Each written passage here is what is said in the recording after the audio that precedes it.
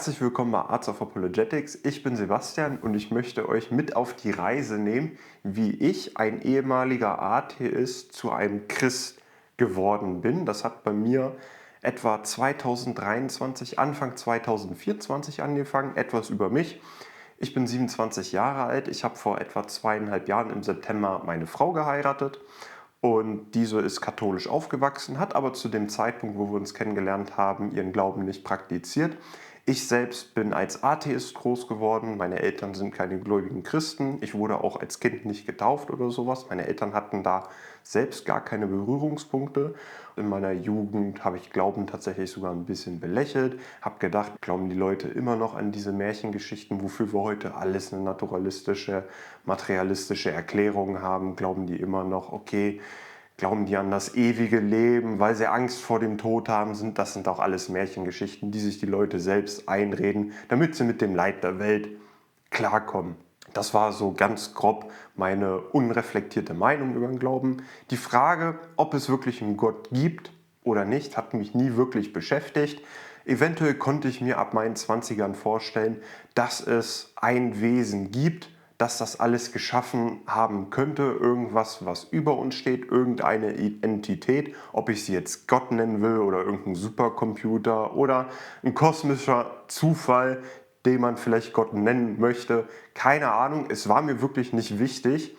Doch Ende 2023, Anfang 2024 hat sich bei mir im Kopf, in meiner Denke irgendwas geändert, was ich selbst nicht mehr so richtig rekonstruiert bekomme. Das Eheste, wie ich es mir noch erklären kann, ist, ich habe viele Bücher gelesen zum Thema Mindset. Vor allem hat mich am Ende dann auch der kanadische Autor und Psychologe Jordan Peterson sehr beschäftigt mit seinem Buch 12 Rules for Life und dann dem Folgewerk Beyond Reason, wo es dann nochmal 12 weitere Regeln für das Leben gibt.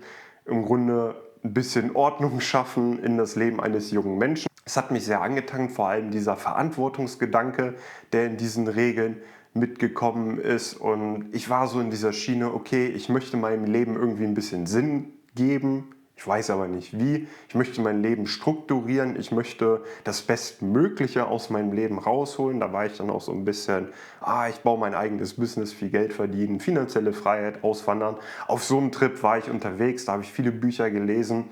Und gegen Ende war eines der letzten Bücher, bevor ich dann irgendwie meinen Glauben gefunden habe, eins von Jordan Peterson. Und was ich sehr interessant fand, ist, dass er das Christentum ganz oft als Beispiel für die Punkte rangebracht hat, um aus bestimmten Geschichten wie aus Genesis da bestimmte menschliche Muster, vielleicht auch menschliche Probleme zu zeigen und wie das Christentum, nachdem es dann sich verbreitet hat, in der Zivilisation viele Probleme gelöst hat. Nicht alle Probleme beseitigt, aber viele Probleme, die es gab, so das Miteinander. Wir sind kleine Familien, die alle ihren eigenen Brei brauen, mit in Richtung, okay, wir müssen unseren Nächsten lieben, wir müssen mit den Nächsten kommunizieren, wir sind eine Gemeinschaft, wir haben Verantwortung für unseren Nächsten, auch wenn es kein Blutsverwandter ist. So ganz grob das Verständnis, was ich damals hatte.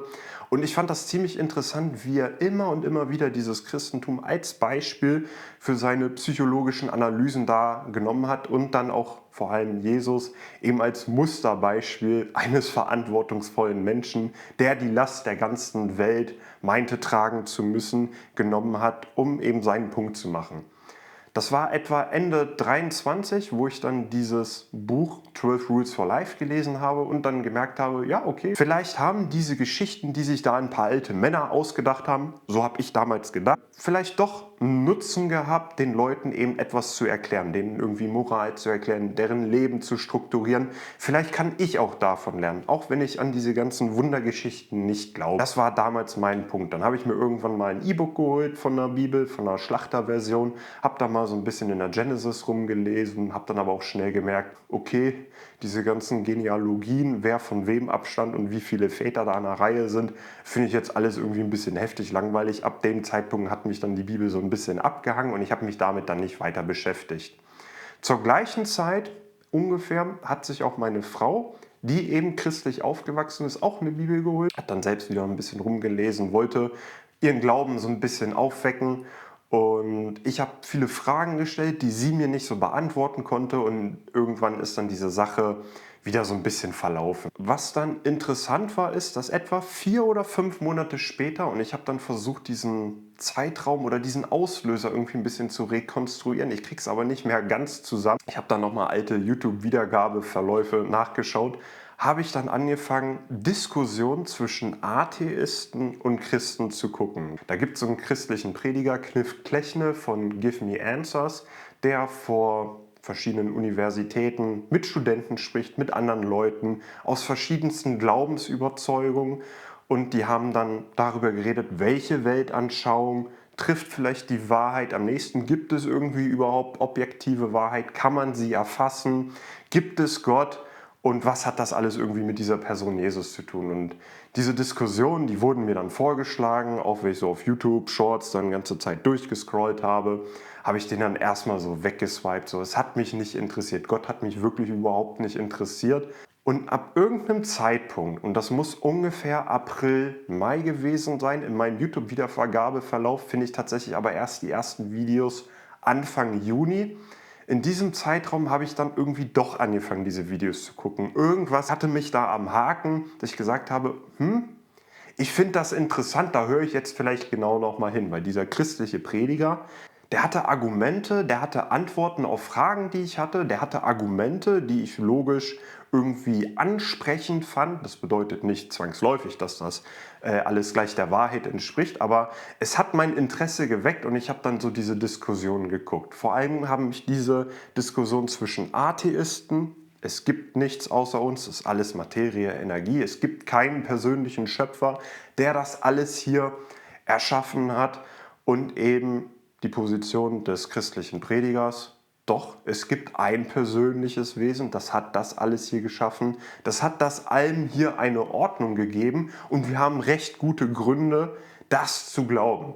Dachte ich mir so, okay, hat vielleicht was mit Logik zu tun. Ich höre dem einfach mal weiter zu. Ich schaue einfach mal, was er sagt. Keine Erwartungen gehabt und haben da dann irgendwann so, wo wir dann mitten über Pfingsten in dieser neuen Wohnung waren. Und ich kann mich da noch erinnern, dass ich da meiner Frau gesagt habe, ich fange irgendwie so langsam an zu glauben. Und da habe ich dann halt in diesem Zug 2, 3 Wochen vorher, ich dachte immer, es wären so ein paar Monate, aber im YouTube-Wiedergabeverlauf sah das mehr so nach ein paar Wochen aus, habe ich dann so angefangen, doch nochmal mein atheistisches oder vielleicht agnostisches Weltbild, das bedeutet, ich weiß nicht, ob es Gott gibt oder vielleicht doch, aber als Agnostiker habe ich mich nicht festgelegt und mir war aber auch die Frage egal.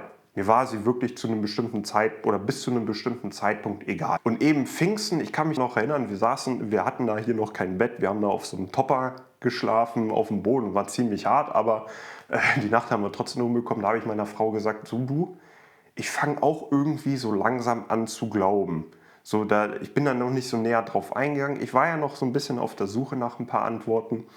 Auf jeden Fall diese Diskussion, die mich irgendwie weg von meinem atheistischen Weltbild gebracht haben, die hatten so wesentliche Punkte. Der christliche Prediger hat verschiedene Argumente gebracht von wegen, okay, das Universum hat einen Anfang, Big Bang, Urknalltheorie. Der Schöpfer wäre zumindest eine potenzielle Erklärung für diesen Anfang. So, die Wissenschaft sagt, okay, mit dem Urknall hat Raum, Zeit, Materie, Energie angefangen zu existieren. Wenn ich nach einer Ursache frage, bräuchte ich etwas oder ein Wesen, was zeitlos, materielos, raumlos ist, und man könnte diese Ursache einfach als Platzhalter schon mal Gott nennen. Es muss jetzt kein persönlicher Schöpfer sein, wie es das Christentum oder Islam oder Judentum predigt, aber er war erstmal so diese Überlegung, wenn ich nach einem Anfang fahre oder nach einer Ursache, die selbst nicht verursacht ist, dann könnte diese Ursache, man könnte sie Gott nennen, es könnte auch irgendein Supercomputer sein, keine Ahnung. Aber ich war dann erstmal, okay, ja, ich verstehe, der Anfang eines Universums lässt erstmal einen Schöpfer möglich. Das Argument lief so, wenn ich in die Welt gucke, jedes Buch hat einen Autor, jedes Gemälde hat einen Künstler, jeder Satz, der geschrieben wurde, hat irgendwie eine Intelligenz hinter sich, Der hat dann auch Vergleiche zur Genetik gebracht, dass die Wissenschaft sich da wohl einig ist, dass die Gene, die wir in unserem Körper haben, vergleichbar sind mit einem Computercode, dass eben diese spezifische Information auf ein intelligentes Wesen hinweist, weil die Erschaffung von solchen intelligenten Informationen, von solchen spezifischen Informationen ist eben nur von intelligenten Wesen bekannt. Und so hat er gesagt, okay, wenn wir diese Intelligenz, dieses vermeintliche Design in der Welt sehen, ist es denn so undenkbar, dass diese ganze Welt, dieses riesige Kunstwerk nicht auch irgendwie einen Künstler hat, einen Schöpfer hat? Ich dachte mir so, ja, okay, ich verstehe zumindest das Argument. Es zwingt mich jetzt noch nicht zwangsläufig zu sagen, okay, da war jetzt ein intelligentes Wesen dahinter. Hätte ja vielleicht auch alles Zufall sein können, aber ich verstehe zumindest, wo der Hinweis liegen könnte, dass es zumindest nicht undenkbar ist. Ein Argument, das mich dann schon etwas mehr zum Nachdenken gebracht hat, ist, wo er dann ein moralisches Argument gebracht hat, wo es quasi darum geht, ohne ein intelligentes Wesen, das über dem Menschen steht, haben wir keine objektive Moral. Das bedeutet, er hat das dann im Extremst ausgedrückt, jemanden zu töten. Ist das gut oder ist das schlecht? Ist das nur eine Meinung, dass das schlecht ist? Oder gibt es einen objektiven, erfassbaren Standard, der uns ins Herz geschrieben ist, dass einen Menschen zu töten schlecht ist? Da gibt es dann noch viel, viel stärkere Beispiele, wie man das so im Extremsten ausdrücken kann. Aber sein Punkt war, wenn es objektive Moral gibt, auch wenn diese objektiven Standards, wenn das auch nicht so allzu viele sind, aber wir doch irgendwie einig sind, dass es diese objektiven Standards gibt, dann weist das auf einen Moralgeber hin, der über den Menschen steht. Weil andererseits könnte man sagen, okay, wir haben hier eine Gruppe von Menschen, die sagen, Mord ist schlecht, und wir haben hier eine Gruppe Menschen, die sagen, Mord ist gut. Wenn die jetzt gleich ausgewogen ist, jetzt ein Außenstehender, wer würde dann sagen, okay, wer von den beiden hat recht? Das bleibt ja irgendwie subjektiv. Man könnte sich natürlich auch einigen und sagen, okay, Moral ist das, was das Kollektiv denkt. Dann bleibt das aber trotzdem subjektiv, weil es könnte eine Zeit kommen, wo sich die Meinung ändert und schon ist das ein anderer Standard. Aber wenn es einen objektiven Standard gibt, der unveränderlich ist, dann kann der wahrscheinlich nicht von uns Menschen kommen. Die andere Überlegung ist, okay, aber vielleicht, wenn man das Dogma der Evolution glaubt, haben wir uns eben in so eine Richtung entwickelt. Hat es uns einen Überlebensvorteil gegeben, dass wir gesellschaftlich sind, dass wir nicht jeden töten, der uns einmal blöde anguckt. Solche Dinge muss man natürlich dann auch berücksichtigen und überlegen, okay, dann gibt es vielleicht keine objektive Moral, aber es gibt zumindest etwas, was es erklären kann, dass wir so ein Empfinden haben, dass es solche Standards gibt. Dann kommen wir aber vielleicht ganz schnell an ein Problem, diese Wertevorstellung nach dem Nützlichkeitsprinzip fragt. Weil wenn wir dann, sage ich mal, sagen, okay, Evolution, der bestangepassteste überlebt, bietet es für mich einen Überlebensvorteil, meine Gene zu verbreiten, wenn ich den Typen jetzt töte, wenn ich den beklaue oder wenn ich zusammen mit dem arbeite. Und das könnte je nach Situation vielleicht unterschiedlich ausfallen. Weiter ins Extreme gedacht, könnte man dann auch nach diesem evolutionistisch-utilitaristischen Denkansatz vielleicht auch schlussfolgern, ja okay, was nutzt es mir, kranke oder alte Menschen zu pflegen, wenn ich jetzt hier in der Gesellschaft auf meinen eigenen Vorteil aus bin? Ist es objektiv gut, dass wir alte, kranke Menschen durchpflegen? Ich würde sagen, ja, es ist objektiv gut, aber ich könnte es mit einer atheistischen Wertvorstellung oder mit einem atheistischen, materialistischen Weltbild könnte ich es nicht begründen, warum das objektiv gut ist. Ich habe vielleicht das Gefühl, aber ich könnte nicht beweisen, warum ich jetzt jemand an diese Wertevorstellungen binden kann. Wenn es jedoch wiederum einen Gott gibt, der so einen objektiven Standard festsetzt, dann könnte ich jemandem sagen, so, ey, der Gott, der hat uns eben diesen Standard gegeben. Dann verlagert sich die Frage, okay, gibt es überhaupt diesen Gott, der uns diesen Standard mitgibt? Das ist dann natürlich wieder eine ganz andere Diskussion. Aber jetzt mal mit der Prämisse, es gibt einen, dann kann ich mir von dem auch diesen Standard geben lassen und werde alles tun, was der mir sagt. Vorausgesetzt, ich verstehe das natürlich. Da habe ich dieses Argument, dieses moralische Argument habe ich dann erstmal insoweit verstanden, ja, okay, ohne einen Gott kann ich nicht von objektiver Moral sprechen. Ich habe vielleicht Modelle, die Moral erklären, aber ich müsste in letzter Konsequenz sagen, das ist irgendwie was Subjektives, vielleicht durch Zufall geschaffenes, ist jetzt aber nicht die absolute Basis. Wenn mir jemand sagt, ich widerspreche dir, dann kann ich nicht sagen, aber die Evolution hat uns gelehrt, du darfst den jetzt nicht töten. Dann würde er sagen so, beweis mir das. So, ja, haben wir ein Problem. Wenn wir diesen materialistischen Ansatz verfolgen, dann endet das alles in irgendwas Subjektivem, etwas, wo wir uns dann eingestehen müssen, das ist eine Illusion. Und wir müssen da irgendwie vielleicht nach einem Nützlichkeitsprinzip fragen, aber das sind auch alles nur Modelle, die versuchen irgendwie diese Lücke zu füllen. Ich habe dann erstmal dieses Argument da für sich stehen gelassen, ob damit jetzt notwendigerweise ein Gott bewiesen ist, keine Ahnung, ich bin kein Philosophiestudent, ob daraus jetzt wirklich die Notwendigkeit erfolgt, aber dieses Argument hat mich zumindest zum Nachdenken gebracht. Dieser christliche Prediger, der hat noch ganz, ganz viele andere Argumente gebracht, der war auch bei weitem nicht der einzige, den ich mir angeguckt habe, aber mit dem hat es auf jeden Fall angefangen und der hat bei mir so ein paar Steine ins Rollen gebracht. Irgendwann bin ich zu einem Punkt gekommen, wo es dann hieß, okay, wenn es diesen Gott gibt, wenn es einen Gott gibt, der das Universum aus dem Nichts geschaffen hat, der aus Nichtleben Leben geschaffen hat, der aus Nicht-Liebe Liebe geschaffen hat, der aus Nicht-Moral Moral geschaffen hat, Materie aus Nicht-Materie und all diese ganzen Sachen, ist es dann für mich so unvorstellbar, dass dieser Gott auch in das Universum eingreifen kann. Denn ich denke, mein größtes Hindernis für so einen religiösen Glauben, vor allem dem Christentum, wäre gewesen, dass ich nicht an Wunder geglaubt habe. Ich habe gesagt, die Welt ist nur Materie und Energie. Alles, was in der Welt passiert, kann man irgendwie mit Wissenschaft erklären. Alles ist irgendwie zufällige irgendwie wiederkehrende Prozesse. Manche, die dann vielleicht so chaotisch sind, dass die zufällig wirken, manchmal wie Wunder. Aber ich habe mir gesagt, dafür gibt es alles eine Erklärung oder zumindest eine materialistische Ursache. Und der christliche Prediger hat dieses Weltbild herausgefordert. Es gibt auch Wunder, an die Atheisten glauben. Da dachte ich mir so, hä? Ich glaube an keine Wunder. Und dann hat er angefangen. Wissenschaft oder Naturwissenschaften ist erstmal die Methode der Untersuchung von wiederkehrenden Prozessen. Ja, okay, ich habe mal Chemie studiert, zwar nur 1, 2 Semester, aber ich habe so eine Idee bekommen, wie sich Formeln entwickelt haben und wie lange man da untersucht, um Regelmäßigkeiten festzustellen und die in eine Formel zu packen, die die Wahrheit möglichst gut beschreiben soll, aber auch nicht perfekt, meistens annäherungsweise. Da dachte ich mir so, ja, okay, wiederkehrende Prozesse. Aber an welche Wunder glaube ich jetzt? Da hat er angefangen mit dem, was ich eben erzählt habe. Was ist kein wiederkehrender Prozess, an den ich trotzdem glaube? Das Universum entsteht aus dem Nichts. Ja, okay. Irgendwann muss es nach materialistischen Weltbild ein erstes Leben gegeben haben. Und ich habe aber bisher noch nicht mitbekommen, dass Wissenschaftler selbst unter Einfluss von Intelligenz aus toter Materie Leben schaffen können. Bisher haben wir nur beobachtet, dass lebendige Wesen Leben schaffen können. Und dann ging es so weiter. Moral aus Nichtmoral, Liebe aus Nichtliebe, Materie aus Nichtmaterie und so weiter.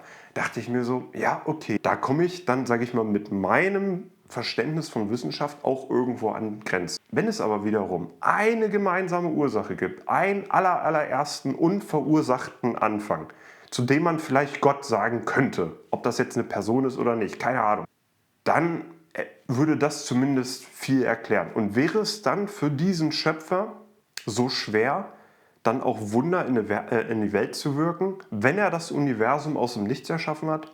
Nee, glaube ich nicht. Und ab da hat er dann so mein Wunder oder meine Barriere zu Wunder zumindest mal so ein bisschen flacher gemacht. Also ich habe dann darüber mal so ein bisschen anders nachgedacht. Und dann hat er mich herausgefordert und hat gesagt, okay, und wir haben das bestbezeugteste Wunder. Das bestbezeugteste Wunder ist die Auferstehung von Jesus Christus. Ab einem bestimmten Zeitpunkt, und das muss ungefähr Mitte Mai gewesen sein, war ich für die Frage offen, okay, gibt es vielleicht einen Schöpfer, gibt es einen intelligenten Designer, der das alles hier geschaffen hat? Mich haben vor allem neben dem moralischen Argument auch die Feinabstimmungsargumente im physikalischen und im biologischen Sinne haben mich sehr fasziniert, wenn es dann darum geht, wenn du ich sage das jetzt grob aus der Erinnerung heraus, solche genauen Zahlen würde ich in Videos, wenn ich sowas mal thematisiere, dann nochmal genauer nachgucken, aber sinngemäß ging es in die Richtung, wenn ich die Gravitationskonstante in der, keine Ahnung, wievielten 10., 20. Nachkommastelle nur um ein bisschen verschiebe, dann explodiert das Universum und Materie kann sich nicht formen, oder wenn ich es nur ein bisschen höher mache, dann haben wir einen ganz großen Crunch, dann zieht sich das alles wieder zusammen und dann kann sich auch kein Leben bilden. Da dachte ich mir so, ja, okay, das ist schon ziemlich erstaunlich. Der hat dann auch noch mal so ein paar Beispiele gebracht, wie sich das überhaupt mit dem Leben und mit den Genen verhält, und wo wir deutliche Hinweise in der Wissenschaft haben, dass dieses Genom oder dieser Bauplan für Leben, selbst bei einfachsten Lebewesen, wie das nicht aus nichts durch Zufall über ewig lange Zeit entsteht, sondern dass da der intelligente Designer doch noch die viel wahrscheinlichere Ursache ist. Wie gesagt, ich gehe jetzt hier nicht aufs Detail drauf ein, das ist mal was für ein anderes Video, aber das sind so Themen, mit denen ich mich beschäftigt habe. Und ab irgendeinem Zeitpunkt war ich überzeugt, okay, ich finde diesen intelligenten Designer, den man Gott nennen kann, finde ich interessant, aber viel spannender die Frage ist, hat sich dieser Designer uns offenbart? Ab irgendeinem Punkt war dann klar, okay, es ist durchaus möglich, dass es einen allwissenden, allmächtigen Schöpfer, eine allmächtige Ursache für alles gibt. Und da, wenn man sich dann fragt, hat sich der offenbart, bleiben im Grunde diese drei großen monotheistischen Religionen übrig. Alle drei können sie nicht wahr sein, denn sie widersprechen sich gegenseitig. Und dieses Gesetz der Widerspruchsfreiheit in der Logik kann halt nicht sagen, Christentum, Islam und Judentum sind alle drei gleichzeitig wahr, wenn sie sich doch in wesentlichen Punkten widersprechen. Schauen die alle auf das Gleiche, nur in einer unterschiedlichen Perspektive? Oder widersprechen die sich in Kernthemen, und dann können sie eben in diesen Themen nicht gleichzeitig wahr sein. Und da ich ja mittlerweile, wie ihr festgestellt habt, mit diesem christlichen Prediger und dann auch noch mit anderen sympathisiert habe, bin ich dann so ein bisschen weiter in die Recherche gegangen. Irgendwann war ich an so einem Punkt, wo ich dachte so, okay, Videos, die geben mir jetzt nicht noch mehr Wissen, ich will da jetzt mal wirklich in die Tiefe reinsteigen. Und ich kann mich da erinnern, dass ich dann irgendwann durch Zufall auf Frank Turek, das ist auch wieder so ein amerikanischer Prediger, der da auf der Bühne steht und dann mit Studierenden, mit jungen Leuten hauptsächlich diskutiert über die Frage, gibt es Gott, wer ist Jesus und so weiter. Und der eben auch in dieser Präevangelisation tätig ist, also sprich, jetzt gar nicht mal die gute Nachricht von Jesus verkündigen, sondern treffen wir mal mit unseren Vorstellungen aufeinander, und die Frage, ist dieser Schöpfer Gott, ist das immer noch eine gute Theorie oder ist die schon längst verworfen? Und da gute Argumente aufführt, dass es eben diesen Schöpfer Gott gibt. Das geht in so eine ähnliche Schiene wie bei Cliff Klechner. Und der hat Vorträge gehalten, die ich dann auch ansprechend fand. Die gingen aber auch thematisch in die Richtung. Aber was bei ihm interessant war, der hat ein Buch verkauft. Und ich lese halt gerne Bücher, wenn ich in irgendwas etwas tiefer einsteigen will, wenn ich mal so ein bisschen wissen will, okay, auch wenn ich da jetzt noch nicht so ganz mit einhergehe, aber ich will wissen, was sind deren stärksten Argumente und wie begründen die das. Dann habe ich eben dieses Buch von Frank Turek gelesen. Um Atheist zu sein, fehlt mir der Glaube. Zu dem Zeitpunkt hat mir nämlich schon so langsam der Glaube an meinem Atheismus. Ich wollte mich dann auf jeden Fall positionieren. Gibt es Gott oder gibt es nicht Gott? Wenn es einen Gott gibt, dann sollte ich vielleicht das tun, was er sagt, weil wenn es dann wirklich solche Versprechungen gibt, wie ewiges Leben im Himmel, ewige Gemeinschaft, und das ist wirklich wahr, dann sollte ich vielleicht das tun, was der mir sagt. Auf jeden Fall, dieses Buch war so der Höhepunkt meiner damaligen Kurzrecherche in diesem Gebiet. Später sind noch zahlreiche andere Bücher gefolgt, aber das war so dieser wichtige Anfang. Und irgendwann ging es dann auch in die Frage, wer ist Jesus? Ich war dann mittlerweile überzeugt, okay, es gibt einen Gott, oder ich halte ihn für äußerst plausibel.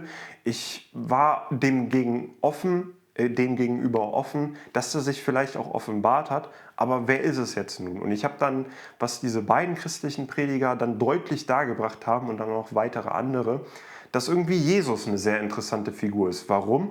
Jede der großen Weltreligionen hat eine Meinung über Jesus. Fragst du einen Muslim, dann war Jesus da ein großer Prophet. Fragst du einen Atheisten, fallen die Antworten unterschiedlich aus. Vielleicht war er ein großer moralischer Lehrer, vielleicht war das auch einfach nur ein Jude, der irgendwie für Trouble gesorgt hat. Fragst du einen Buddhisten, dann könnte, je nachdem, wen du fragst, heißt es dann so, ja, Jesus war auch irgendwie eine Art Buddha, ein spiritueller Führer, der es begriffen hat, wie man mit Leid korrekt umgeht. Im Hinduismus könnte Jesus auch eine Reinkarnation von einem der Götter gewesen sein. Und bei anderen polytheistischen Religionen, die hätten keine Probleme gehabt, jetzt noch eine weitere Gottheit irgendwie anzubeten. Die Juden haben ihn als Messias verworfen, weil er bestimmte Prophezeiungen nicht erfüllt hat, wo Christen sagen so, ja, aber wartet mal auf das zweite Kommen, da werden diese Prophezeiungen erfüllt. Zeugen Jehovas haben nochmal eine andere Meinung zu Jesus, Mormonen auch, aber Jesus war irgendwie doch in diesen ganzen Weltbildern eine ganz zentrale Rolle. Im Zweifel war er nur ein moralischer Prediger, der Nächstenliebe gepredigt hat, der etwas gepredigt hat, was in anderen Religionen eben nicht so vorkommt, nämlich die Feindesliebe, betet für eure Feinde. War für mich der Gedanke dann auch nah, weil ich auch so einen Marketingaspekt mal so in der Vergangenheit hatte. Jesus ist die einflussreichste Figur. Wie hat er das geschafft, dass 2000 Jahre später heute die Leute sich immer noch die Köpfe raufen und jeder eine andere Meinung zu Jesus hat? Warum ist diese Person so wichtig? Denn die Christen sehen Jesus als den Sohn Gottes, als einen Sohn der Dreifaltigkeit, somit wesensgleich zum Vater, somit also Gott höchstpersönlich. Und wenn Gott Jesus wirklich von den Toten auferweckt hat, dann sollte ich, egal was dieser Jesus oder wer dieser Jesus auch ist, sollte ich vielleicht mal auf den hören, was der gesagt hat. So weit war ich dann. Also musste ich diese eine essentielle Frage klären. Ist dieser Typ wirklich auferstanden oder ist er es nicht? Hier bin ich dann in so einem Zeitraum gelandet, das war dann so etwa Mai, Juni, wo ich mich dann viel damit beschäftigt habe, wer Jesus ist, was wir über ihn wissen, was wir über ihn gesichert wissen, wo auch die Skeptiker und die Atheisten zustimmen. Das erkennen wir an, alles bis hin zum Kreuzestod, bis zum leeren Grab und zur Auferstehung. Und was mich da fasziniert hat, ist erstmal, es ist unstrittig, dass Jesus wirklich eine Person war, die zu diesem Zeitpunkt gelebt hat. Es ist wohl auch unstrittig, dass Jesus wirklich am Kreuz gestorben ist. Es ist unstrittig, dass er Jude war, dass er jüdische Lehren verbreitet hat, dass er ihnen eine Bedeutung gegeben hat, die für manche Juden etwas anstößig waren. Es ist unstrittig, dass er eine Gefolgschaft hatte, die sich dann gewaltfrei ausgebreitet hat. Und was dann auch außergewöhnlich interessant für mich war, ist, dass die Apostel einen Märtyrertod gestorben sind. Also sprich, die ersten Apostel, die eben die Auferstehung verbreitet haben, die haben erduldet Folter, Verfolgung, die wurden gehasst, die wurden aus den Synagogen rausgeschmissen und viele sind für ihren Glauben gestorben. Fand ich erstmal ziemlich interessant. Dann habe ich mich mit den vielen verschiedenen alternativen Theorien zur Auferstehung beschäftigt, weil ich auch wissen wollte, okay, was hat diesen Menschen diese Überzeugung gegeben, dass die für ihren Glauben sterben? Denn ich würde nicht gleich jedem zuschreiben, nur weil er für seinen Glauben stirbt, dass er automatisch recht hat. Es wird auch Muslime geben, die für ihren Glauben sterben. Es wird auch Juden geben, die für ihren Glauben sterben. Aber die können nicht alle gleichzeitig recht haben. Bei den Aposteln ist es aber eine besondere Konstellation, denn die zu diesem Zeitpunkt, wo Jesus gelebt und vermeintlich auferstanden ist, gab es nur eine wesentliche konkurrierende Theorie, nämlich die Diebstahltheorie, dass die Apostel Jesus aus seinem Grab geklaut haben, den Leichnam versteckt haben und dann das Christentum auf wundersame Weise verbreitet haben. Das war die einzig groß diskutierte Theorie nah an den Ereignissen und dann gab es noch weitere Theorien, wie ist er wirklich gestorben, wurde das Grab irgendwie verlegt, haben die irgendwie den Leichnam irgendwie verloren, wurde der von Tieren aufgefressen und unzählige. Aber die meiner Meinung nach wirklich ernstzunehmende ist die Diebstahltheorie, die Lügentheorie könnte man auch sagen, dass die Apostel das irgendwie alles ausgedacht haben. Und das Interessante ist, wenn wir uns diesen Aspekt nochmal hervorholen, wofür die Apostel gestorben sind, nämlich eben für das Reich Gottes, für die Auferstehung von Jesus Christus und unter Folter und Androhung des Todes und dann letztendlich dann auch vollzogener Todesstrafe, haben die diesen Glauben nicht zurückgenommen. Die sind den Märtyrertod gestorben. Und das fand ich super interessant, weil ich mir nicht vorstellen kann, dass jemand stirbt, vielleicht ein oder zwei Verrückte, aber nicht alle, dass jemand stirbt, von dem er weiß, dass es eine Lüge ist. Klar, man kann für etwas sterben, von dem man fälschlicherweise annimmt, dass es wahr ist. Aber in dem Fall haben wir eben diese besondere Konstellation. Die Apostel wären die Hauptverdächtigen, wenn das alles eine große Lüge ist. Weil ich wollte eben diese Erklärung haben, was eben aus feigen Aposteln, wo das Neue Testament berichtet, wo Jesus abgeführt wurde, fast alle geflohen sind, wie aus feigen Jüngern dann Märtyrer geworden sind, die für das gestorben sind, für das, was die geglaubt haben. Die Auferstehung bietet für diese Minimalfakten eine recht gute Erklärung. Was auch sehr interessant ist, und ich werde dazu irgendwann mal nochmal ein eigenständiges Video machen, ist eben diese frühe Auferstehungsverkündigung. Und die Apostel haben an dem Ort angefangen, in Jerusalem, wo Jesus gekreuzigt worden ist, und sind nicht irgendwie nach Indien oder nach Amerika oder sonst wo hingegangen und haben dort angefangen, sondern wirklich an dem Ort, wo die potenziell meisten Gegenzeugen gewesen wären. Das fand ich ziemlich erstaunlich. Und dann ging es auch noch viel darum, ist das Neue Testament vertrauenswürdig? Wie nah ist es an den Fakten? Haben wir hier das Problem der Legendenbildung, oder weil wir Zeugnisse haben, die sehr nah an den Ereignissen sind, können wir denen vertrauen? Dann haben wir große Manuskriptenvielfältigkeit. Wir haben super viele Manuskripte, dass wir überprüfen können, ist das, was die Leute heute in ihrer Bibel lesen, auch überhaupt das, was die Leute damals vor 1900 Jahren, 1950 Jahren gelesen haben bzw. vorgelesen bekommen haben. So, diese Antwort fiel dann auch sehr positiv auf. Vor allem, weil es für Jesus oder auch für das Neue Testament viel, und das ist wundersam für antike Quellen, viel mehr Belege gibt als für andere Dinge. Und vor allem auch, dass wir Manuskripte haben, die nicht erst irgendwie 500 Jahre älter sind als das Original, sondern sehr, sehr nah dran.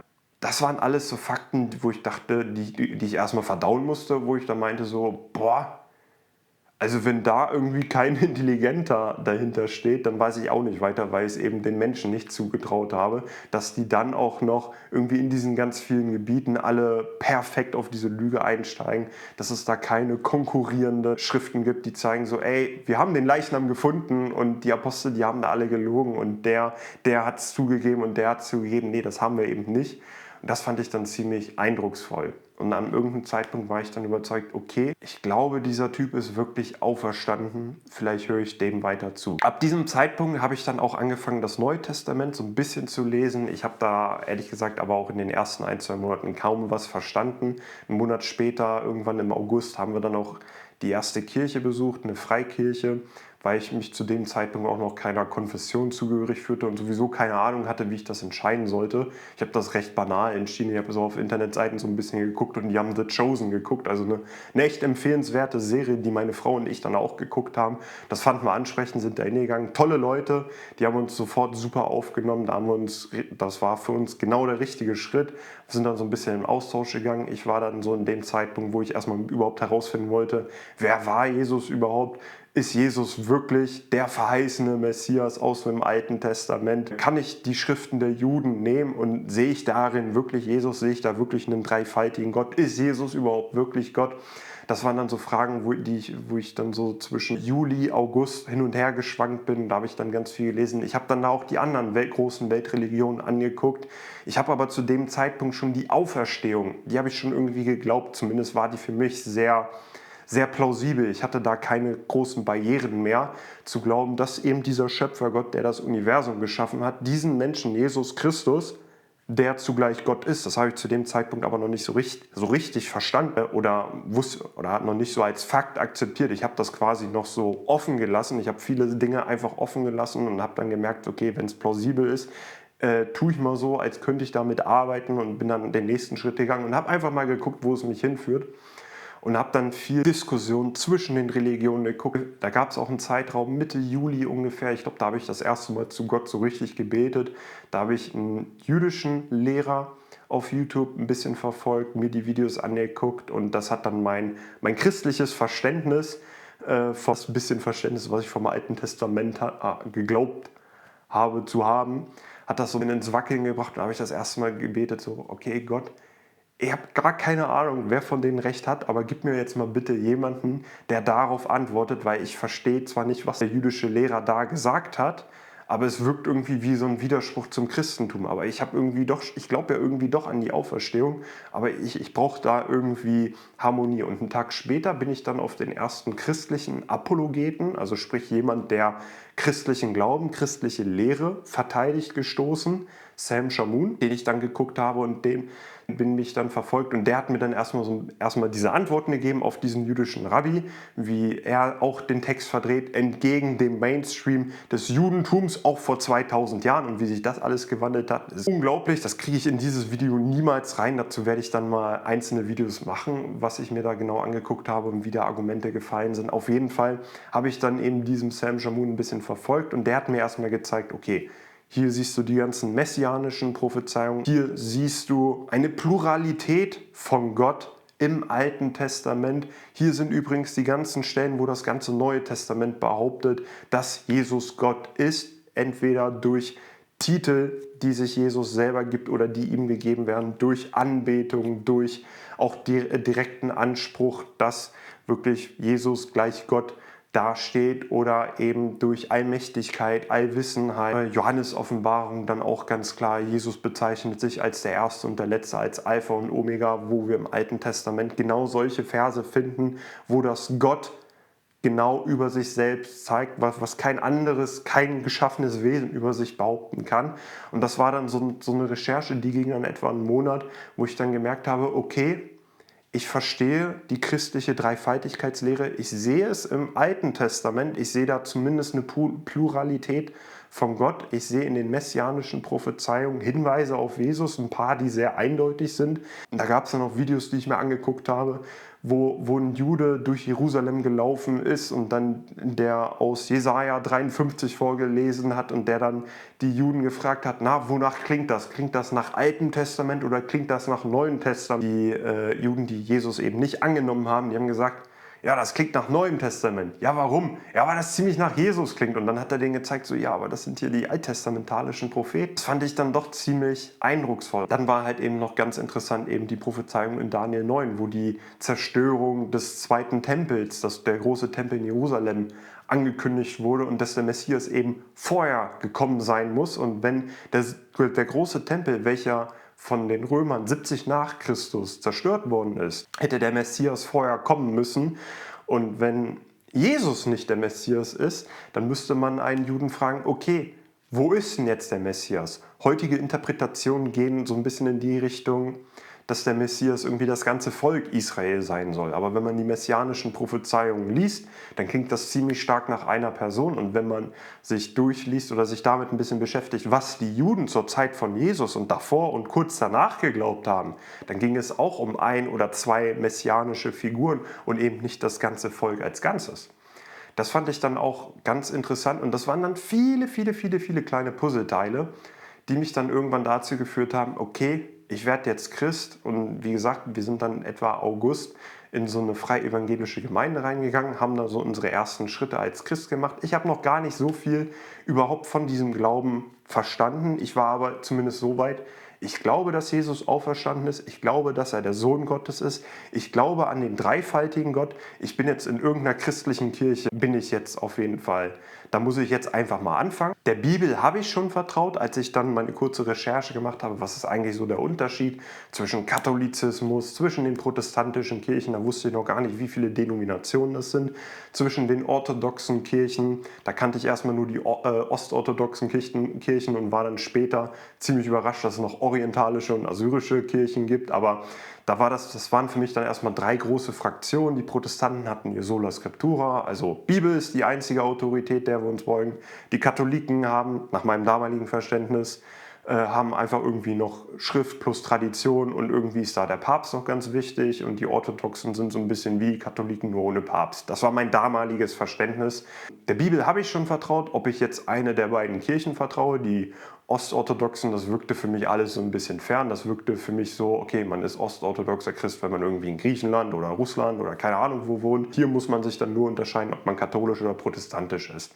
So der katholischen Kirche, ja, ich hatte da so keine Berührung, deshalb, ja, keine Ahnung, wusste ich nicht, wie ich dazu stehe, aber der Bibel habe ich schon vertraut, deshalb war für mich Sola Scriptura so der richtige Anfang. Der Bibel vertraue ich schon mal, das habe ich mir schon so alles zurecht recherchiert.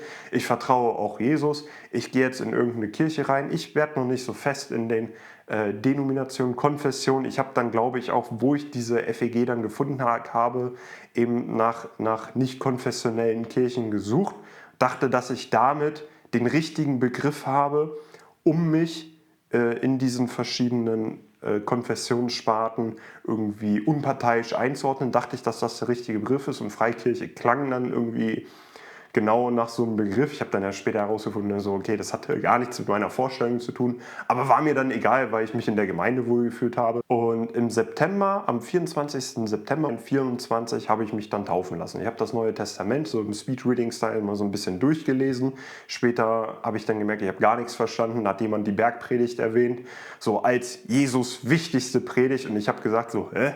Was? Da habe ich gemerkt, so, okay, das Speedreading hat da auch gar nichts gebracht, ich habe da gar nichts behalten, aber ich habe immerhin irgendwie diesen Taufbefehl von Jesus verstanden: lasst euch taufen auf den Namen des Vaters, des Sohnes und des Heiligen Geistes. Das war mir dann sehr wichtig, dass ich da zumindest diese Sache, die ich schon mal verstanden habe, dass ich das an mir machen lasse, und dann wurde ich halt im September getauft. Und ich würde sagen, dass da meine Reise in das Christentum rein, was das wirklich bedeutet, Christ zu sein, was Christus überhaupt gelehrt hat. Diese ganze Reise hat dann mit meiner Taufe im September nicht aufgehört. Ich habe nämlich recht schnell gemerkt, nach meiner Taufe kamen dann noch ganz viele andere Fragen zu mir. Ich habe mir dann auch mal angehört, okay, was lehren die Katholiken, was lehren die Orthodoxen? Und eben dieser Sam Shamoun, der mir ganz am Anfang in meiner Glaubensreise geholfen hat, um auf Einwände von Muslimen, von Mormonen, von Zeugen Jehovas antworten. Dieser Sam Shamoun entpuppte sich dann als Katholik, und da bin ich dann hellhörig geworden, weil mich besonders interessiert hat, was eine Person, und wir sind ja irgendwie so Gewohnheitstiere, Gewohnheitsmenschen, dazu bringt, solche Gewohnheiten, solche Muster oder solche Beziehungen, die man zu einer Kirche hat, zu brechen, um in die katholische Kirche einzutreten. Und diese ganze Reise ging dann das ganze nächste Jahr, also wir sprechen dann von Ende 2024 und das Jahr 2025, was mich dazu bewegt hat, dann gemeinsam mit meiner Frau in die katholische Kirche einzutreten. Das stelle ich euch dann im nächsten Video vor. Vielen Dank fürs Einschalten. Wenn ihr bis hierhin geguckt habt, schreibt es gerne mal in die Kommentare, und dann sehen wir uns beim nächsten Video. Bis dann!